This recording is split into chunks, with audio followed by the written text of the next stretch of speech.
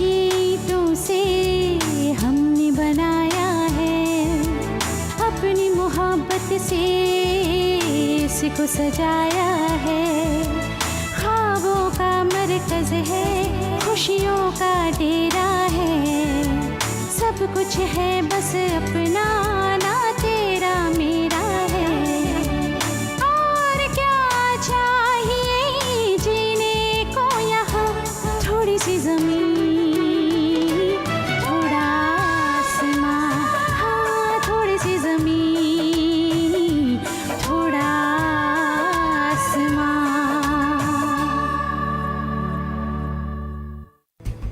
वो क्या है कि अब हमेशा के लिए मैं तुम्हें अपना बनाना चाहता हूँ। अच्छा बस करो, बहुत हो गया, मैं गाड़ी चला रही हूँ।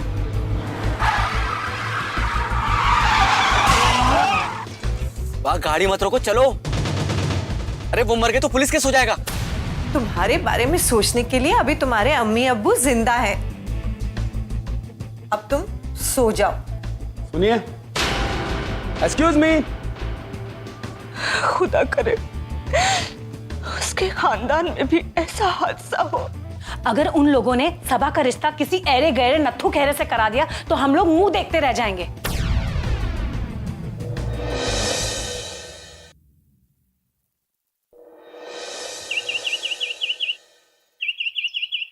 तो क्या फैसला किया है? किस बात का फैसला अम्मी जान? सबा की शादी का। उससे तो रिश्ता नहीं करना है। बिल्कुल नहीं। अगर उनमें इतने तेवर है तो रहे अपने घर। मेरी बेटी भी कोई सड़क पर पड़ी हुई नहीं है, उनसे बेहतर रिश्ता मिलेगा हमें। भाईजान लड़का बहुत अच्छा है,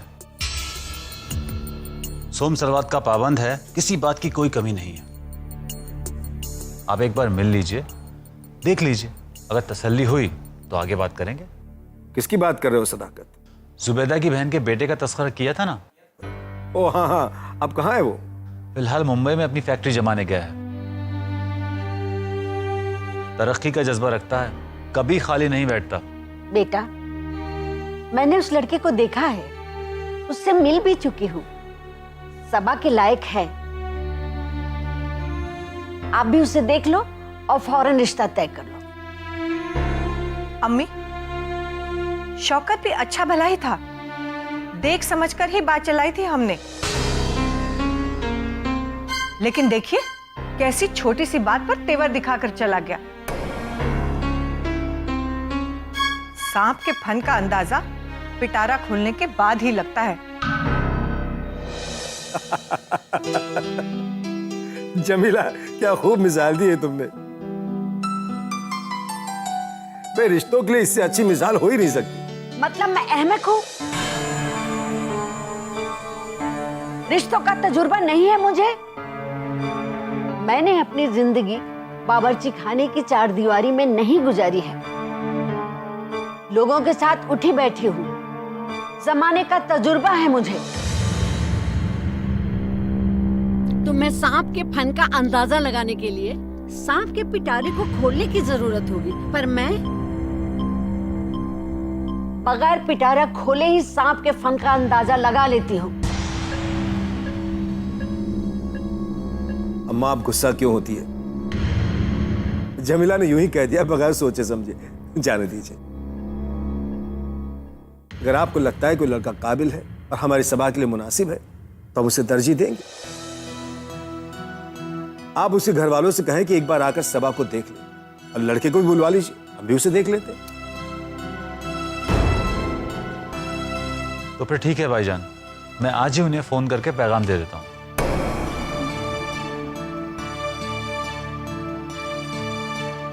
सारे फसाद की जड़ ये दोनों मियां बीवी ही हैं।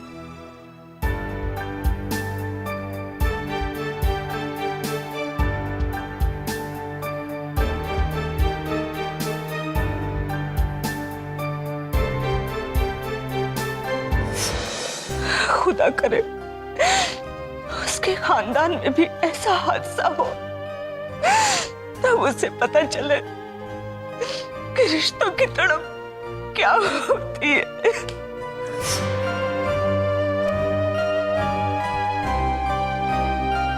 क्या हुआ सबा? हाँ, तुमने मुझे बुलाया?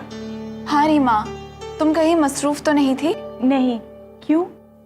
वो आजकल तुम किसी एक्सीडेंट केस में उलझी हुई हो, इसीलिए बुला लिया।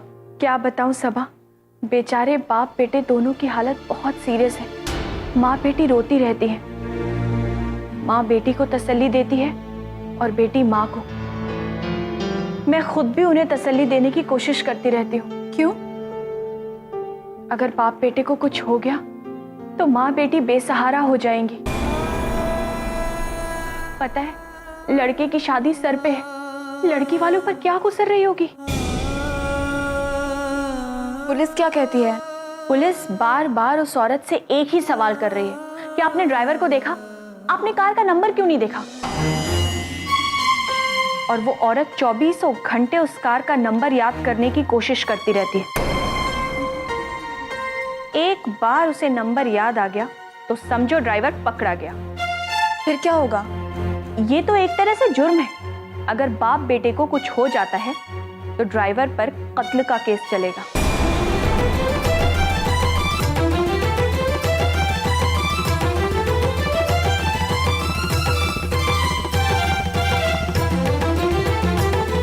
तुम्हें क्या हो गया? वो मैं उस माँ और बेटी के मुतालिक सोचकर परेशान हो रही हूँ। खुदा उन्हें सब्र और इस्तिकामत अता फरमाए। डॉक्टर रीमा जल्दी चलिए। क्या हुआ? मुझे लगता है वो कल वाले मरीज है ना, उनकी हालत बहुत खराब है, वो नहीं बचेंगे। चलो।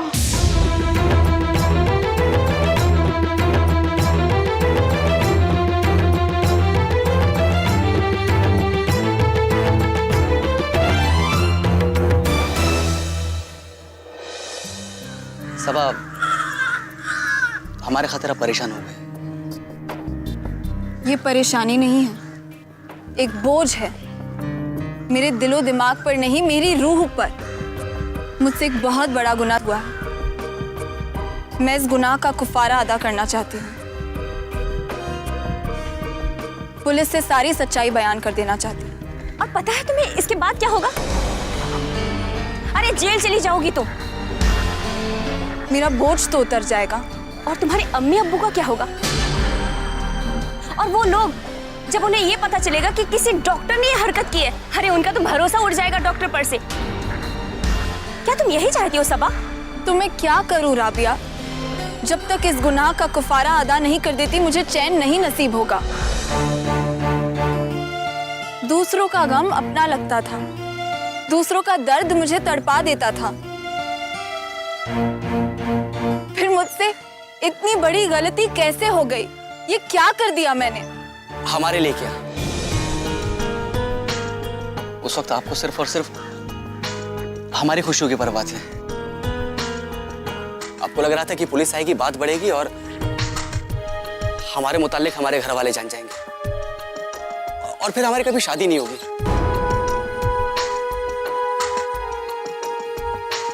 और राबिया के घर वाले भी उसकी शादी कहीं और करा देंगे। हमने शादी कर ली, घर छोड़ दिया, मगर हम लोग खुश हैं। और पता है, इस खुशी का सबब तुम हो सबा। अगर तुम ना होती और मेरा निकाह ना हुआ होता तो मैं तो मर जाती, खुदकुशी कर लेती सबा। तब तुम अपने आप को माफ कर पाती? बताओ। तुम्हारा कहना बजा है राबिया, मगर मैं अपने दिल को कैसे समझाऊं? अपने ज़मीर का गला कैसे घोट दूं जो बार बार इस सबा को जगा देता है, जो हमदर्द है, जिसके दिल में इंसानियत है, जो दूसरों के लिए रोती है। आज उसी सबा ने किसी को कुचलकर मार डाला। अब तक तो मुझे लग रहा था कि वो दोनों बच जाएंगे, मगर आज उस बड़ी बी के शौहर ने दम तोड़ दिया। उनकी बद्दुआ मेरे कानों में अब भी इस तरह उतर रही है जैसे किसी ने सीसा पिघलाकर उंडेल दिया हो। पता है, इस घर की सारी जिम्मेदारी उन्हीं के सर पर थी। उनके घर वाले एक तरह से यतीम हो गए हैं, बेसहारा हो गए हैं, और उन्हें बेसहारा मैंने बनाया है राबिया, मैंने। डॉक्टर साहब, एक काम किया जा सकता है। आप कुछ मत कीजिए। मैं एक काम करता हूँ कि मैं पुलिस वालों को फोन करता हूँ और उनको बोलता हूँ कि ये जो कुछ हुआ वो मेरी वजह से हुआ। गाड़ी में ड्राइव कर रहा था और मेरी वजह से उस शख्स की जान गई है। तो जो सजा मिलेगी वो मुझे मिलेगी।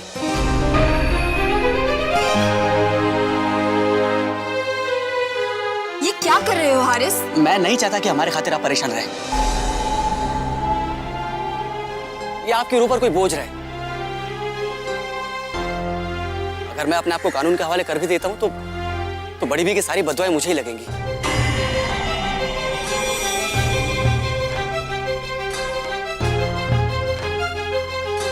आपने कोई गुनाह नहीं किया है, हमने उकसाया, तो हम भी तो बराबर के शरीक हुए ना।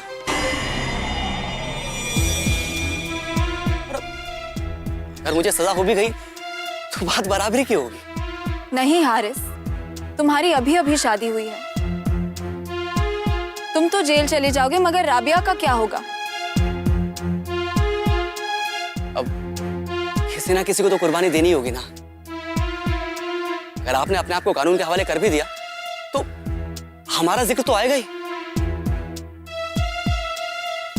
तो बेहतर यही है कि हम पुलिस वालों को बोल दे कि अगर ये जुर्म है तो इस जुर्म के लिए हम ही ने आपको उकसाया, तो हमें भी साथ चले चलिए।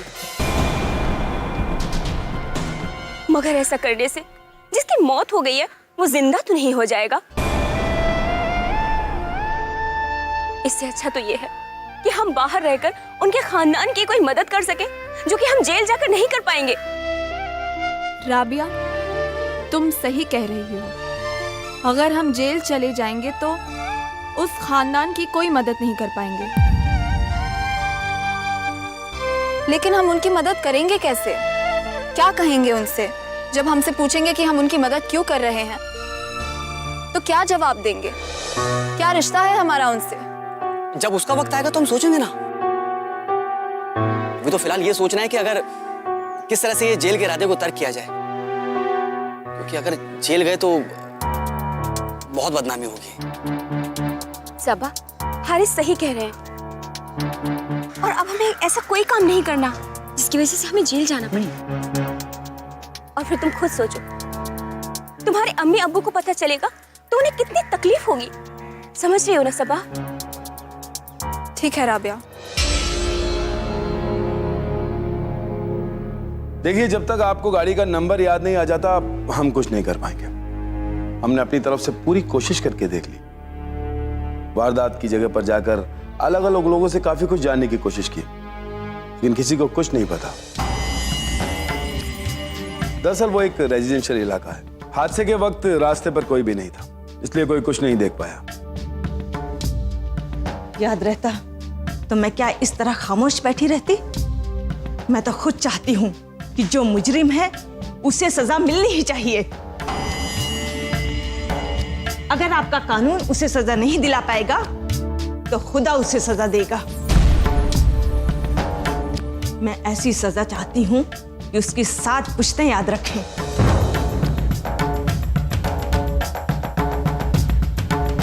इंस्पेक्टर साहब, मैं आपसे कुछ कहना चाहती हूँ। हाँ कहिए। आपको मुजरिम की तलाश है ना? मैं उस मुजरिम को जानती हूँ जिसकी वजह से यह हादसा हुआ है, जिसकी वजह से इनके शौहर की जान चली गई है। कौन है वो जालिम?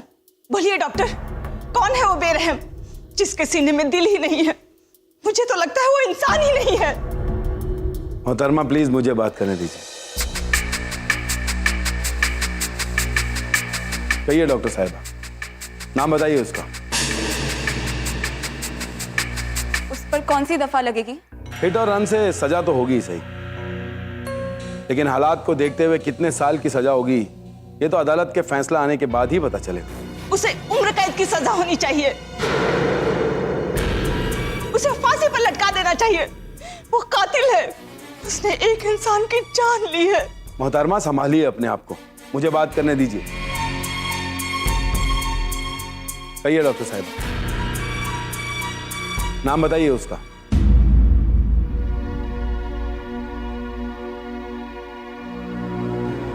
मैं हूं कातिल।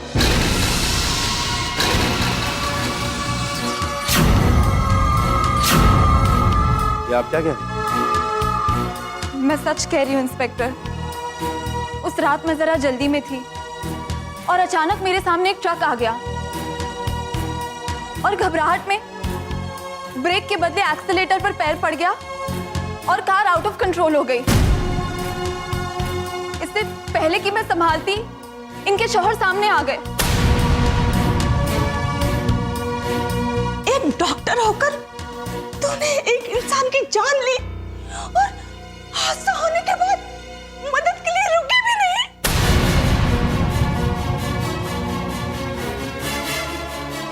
अगर डॉक्टर तू जैसे जालिम होते हैं तो लानत है ऐसे डॉक्टर पर।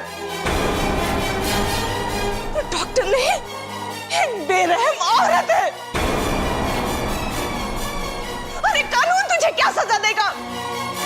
मैं सजा दूंगी तुझे, मैं सजा दूंगी। मोहतरमा छोड़िए अपने आप को, मोहतरमा अम्मी छोड़िए, छोड़िए अम्मी। इसे सजा देने के लिए कानून है, खुदा है। खुदा पे तो भरोसा करती है ना?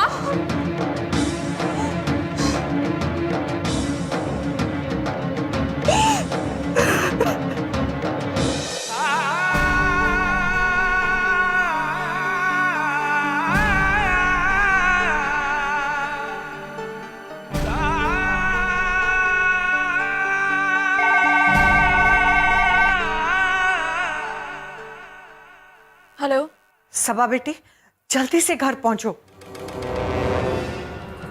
जैसे ही तुम्हारे अब्बू को ये खबर मिली है कि तुमसे एक हादसा हो गया है और उसमें एक इंसान की मौत हो गई है और तुम्हें पुलिस गिरफ्तार करने वाली है, उनसे बर्दाश्त नहीं हुआ है। उन्हें दिल का दौरा पड़ा है।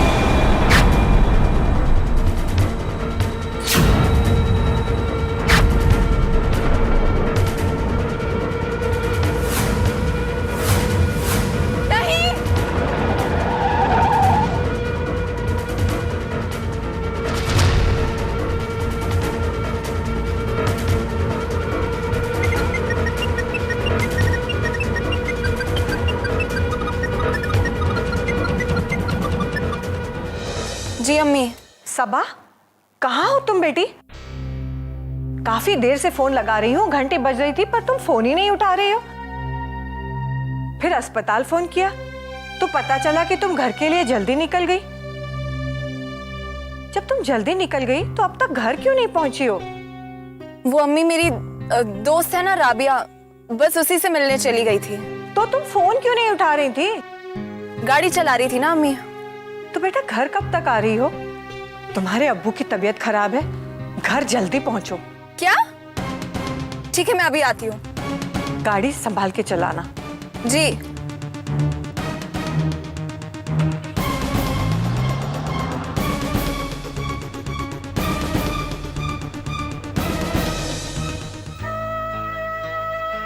बस जमीला, बस भी करो, बस अच्छा लग रहा है मुझे, बस। अब्बू, क्या हो गया आपको? कुछ नहीं बेटा, बस थोड़ी सी बेचैनी है। ठहरिए, मैं आपकी बीपी चेक कर लेती हूँ।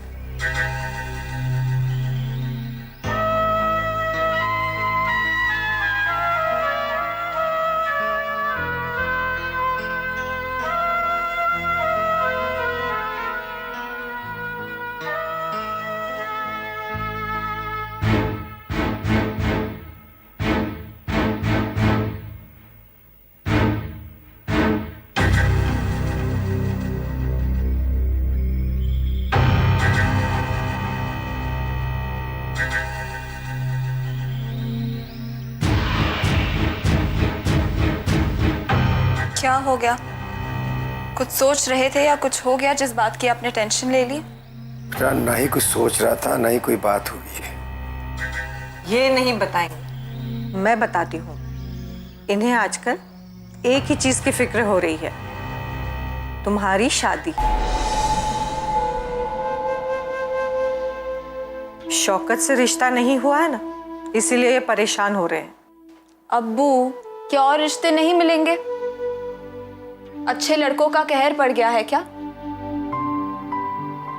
और फिर मैंने अपनी तरफ से ना ही इनकार किया है और ना ही किसी तरह की नुक्ताचीनी की है। अच्छा लड़का ढूंढिए और जोड़ दीजिए रिश्ता। सुना, अब तो आपको सुकून मिला? नहीं, बेचैनी और बढ़ गई। अरे भाई, इसकी इन्हीं बातों की वजह से तो मैं परेशान और बेचैन रहता हूँ कि अगर लड़के में रत्ती बराबर भी ऐब रहा तो ये तो हमें कुछ नहीं कहेंगी, मगर हम अपने आप को जिंदगी भर कोसते रहेंगे कि हमने अपनी बेटी की जिंदगी बर्बाद कर दी।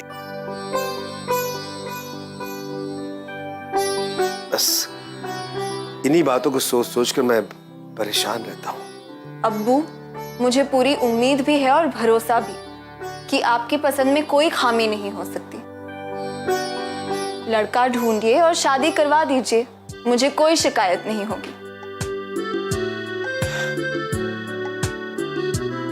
हल्का सा बीपी हाई है, मगर कोई बात नहीं, थोड़ा रिलैक्स करेंगे तो बीपी नॉर्मल हो जाएगा। अम्मी जरा टीवी चला दीजिए ना, कोई कॉमेडी प्रोग्राम लगाइए ताकि सारी बातें इनके जहन से निकल जाए और ये रिलैक्स हो जाएं। ये तो तुमने बिल्कुल ठीक कहा। जाओ, तुम जाकर कुछ खा लो। जी।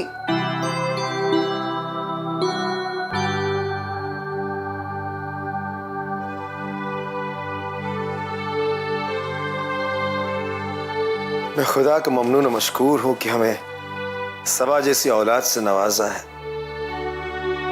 खुदा दुनिया के तमाम वालिदैन को ऐसी फरमाबरदार औलाद अता करे। इलाही आमीन। आप बिल्कुल सही कह रहे हैं। हमारी सबा लाखों में एक है। कितने ऊंचे ख्याल हैं इसके। बिल्कुल सही कहा तुमने। वो तो बड़ा ही बदकिस्मत होगा जो सबा के रिश्ते को ठुकराएगा। और ऐसे बदकिस्मतों से अल्लाह हमारी सबा को महफूज रखे। हाँ जमीला, मैं तो यही चाहता हूँ कि हमारी सबा जहां भी जाए हमेशा खुश और खुर्रम रहे। मैं सबा के लिए एक ऐसा रिश्ता चाहता हूँ जो हम ख्याल हो और अल्लाह से डरने वाले हो। जरा सोचो जमीला, अगर कुछ ऊंच नीच हो गया तो हंसती खेलती जिंदगी बर्बाद हो जाती है, जहन्नुम बन जाती है। बस मैं यही सोच सोच कर थर्रा जाता हूं कि हमारी सबा का क्या होगा। ये सब बातें जहन में लाकर फिक्रमंद होने की कोई जरूरत नहीं है। सब अल्लाह पर छोड़ दीजिए, वो जो भी करेगा हमारे हक में अच्छा ही करेगा। बेशक बेशक।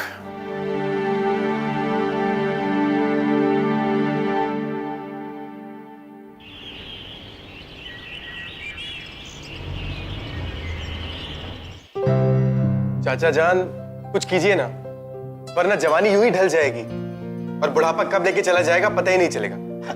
अम्मा मियाँ, अपनी जवानी तो कम वक्त कब का दामन छुड़ाकर चली गई और अब तो मैं बुढ़ापे की दहलीज पर कदम रखने वाला हूँ। लाहौल विला कुव्वत। चाचा जान, मैं अपने मुतालिक बात कर रहा हूँ, मेरी शादी की बात कीजिए ना। मैं सबा से हर हाल में शादी करने की ख्वाहिश रखता हूँ। अम्मा मियाँ, जब इतने ही बेचैन थे उसी रोज कह देते, हम जरा और इंतजार कर लेते तो आज ये नौबत ना आती। चाचा जान, मुझे क्या इल्म था कि सबा बला की खूबसूरत है और इतने तेवर वाली है। वरना मैं तो वही निकाह पढ़वा कर उसे घर ले आता। उफ, खुदाया खैर करे, इतनी बेचैनी। चाचा जान, उस रोज यहाँ पे आकर उसने जो तीर मुझ पर चलाया था ना, उसे मैं भुला नहीं पा रहा हूं। दिमाग से उस लम्हे को मैं झटक कर अलग कर देना चाहता हूं, मगर उसका चेहरा जो है वो आंखों से ओझल ही नहीं हो रहा है। आप एक मर्तबा बात कीजिए ना। हमारा शौकत मियाँ, इसमें कौन सी बड़ी बात है, अभी तुम्हारे सामने बात कर लेता हूं। अरे इनकार तो हमारी तरफ से था, वो लोग तो एक पांव पर खड़े हुए हैं रिश्ते के लिए। देखना, अभी फोन करूंगा और फौरन सुजा मियाँ कहेंगे शाम तक आ जाइए। चाचा जान, तो कुछ कीजिए ना, हम शाम को ही चलते हैं और बात पक्की कर देते हैं। बात पक्की क्या, मैं तो कहता हूँ सीधे तारीख ही पक्की कर देते हैं। वाह भतीजे वाह, कहाँ तो शादी के लिए राजी नहीं थे और राजी हुए तो मालगाड़ी से सीधे रॉकेट की रफ्तार पकड़ ली। जी बिल्कुल, अब आप वक्त जाया करने की बजाय उन्हें फोन लगाइए। तो ठीक है मियाँ, इसमें कौन सी बड़ी बात है, अभी फोन कर देता हूँ।